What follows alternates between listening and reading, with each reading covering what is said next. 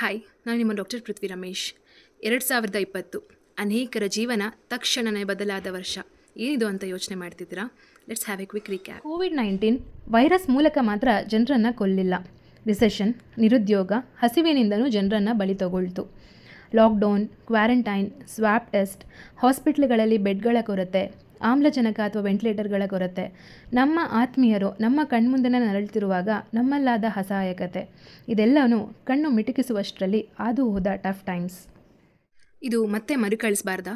ಹಾಗಿದ್ರೆ ಅದು ನಿಮ್ಮ ಕೈನಲ್ಲೇ ಇದೆ. ಕೋವಿಡ್ನ ಹೊಸ ಅಲೆ ವ್ಯಾಪಿಸ್ತಾ ಇದೆ. ಸೊ ಪ್ಯಾನಿಕ್ ಆಗದೆ ಸುರಕ್ಷಿತ ಮುನ್ನೆಚ್ಚರಿಕೆಗಳನ್ನ ಇವಾಗಲೇ ತಗೊಳ್ಳೋದು ತುಂಬಾ ಇಂಪಾರ್ಟೆಂಟ್. ವಯಸ್ಸಾದವರು, ರೋಗ ನಿರೋಧಕ ಶಕ್ತಿ ಕಮ್ಮಿ ಇರೋರು, ಆರೋಗ್ಯ ಸಮಸ್ಯೆ ಇರೋರು ಹೆಚ್ಚು ಪ್ರಿಕಾಷನ್ಸ್ಗಳನ್ನ ತೆಗೆದುಕೊಳ್ಬೇಕು. ಜನಜಂಗುಳಿ ಇರುವ ಪ್ರದೇಶಗಳನ್ನ ಅವಾಯ್ಡ್ ಮಾಡಿ, ಪಬ್ಲಿಕ್ ಪ್ಲೇಸಸ್ಗಳಲ್ಲಿ ಮಾಸ್ಕ್ನ ಧರಿಸಿ. ಕರೆಕ್ಟ್ ರೀತಿಯಲ್ಲಿ ಧರಿಸಿ. ಕೆಮ್ಮುವಾಗ ಅಥವಾ ಸೀನುವಾಗ ಕರ್ಚೀಫಿಂದ ಅಥವಾ ಕೈಯಿಂದ ನಿಮ್ಮ ಮೂಗು ಅಥವಾ ಬಾಯನ್ನು ಕವರ್ ಮಾಡಿ.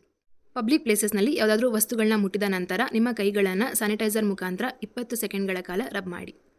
ಈಗ ಔಟ್ಬ್ರೇಕ್ ಆಗಿರೋದು JN1 ಸ್ಟ್ರೈನ್, ಅಂದರೆ ಮುಂಚಿನ ವೈರಸ್ಸಿಂದ ಇದು ಮ್ಯುಟೇಷನ್ನ ತಾಳಿರುತ್ತೆ, ಅಂದರೆ ಇದು ವಿಭಿನ್ನವಾಗಿರುತ್ತೆ. ಸೊ ನಾವು ಮುಂಚೆನೇ ವ್ಯಾಕ್ಸಿನ್ ಹಾಕಿಸ್ಕೊಂಡಿದ್ದೀವಲ್ಲ, ಅದರಿಂದ ಪ್ರೊಟೆಕ್ಷನ್ ಸಿಗುತ್ತೆ ಅಂತ ನೆಗ್ಲಿಜೆನ್ಸ್ ಮಾಡಬೇಡಿ.